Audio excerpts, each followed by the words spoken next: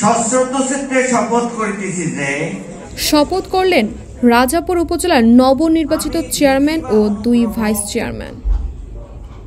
ষষ্ঠ জাতীয় উপজেলা পরিষদ নির্বাচনে ঝালকাঠি জেলার রাজাপুর উপজেলা পরিষদের নবনির্বাচিত উপজেলা চেয়ারম্যান মোহাম্মদ মিলন মাহমুদ বাচ্চু, ভাইস চেয়ারম্যান আব্দুল্লাহ আল হাসান বাপ্পি, মহিলা ভাইস চেয়ারম্যান নাসরিন আক্তার শপথ গ্রহণ করেন।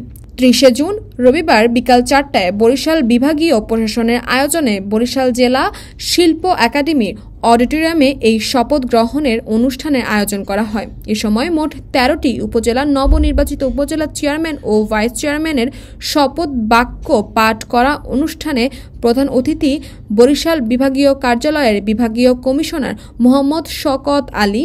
শপথ অনুষ্ঠানে আরও উপস্থিত ছিলেন পুলিশ কমিশনার জিহাদুল কবির, অতিরিক্ত বিভাগীয় কমিশনার মোহাম্মদ আহসান হাবিব, অতিরিক্ত বিভাগীয় কমিশনার মোহাম্মদ সোহরাব হোসেন, জেলা প্রশাসক শাহিদুল ইসলাম এবং আঞ্চলিক নির্বাচন কর্মকর্তা মোহাম্মদ আলাউদ্দিন সহ জেলা ও বিভাগীয় প্রশাসনের কর্মকর্তারা।